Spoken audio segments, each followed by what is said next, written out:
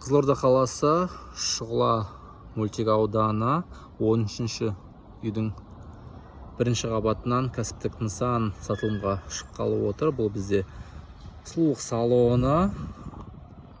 Шұғыла 13 мекен жайы. Мына жағымызда 235-ші мектептің артқы жақ бөлігінде орналасқан. Қаламыздың жақсы аймақтарының бірі. Жанында 2 бірдей бала бақшасы бар.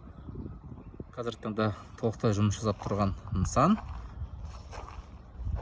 Аумағы 56 шаршы метр.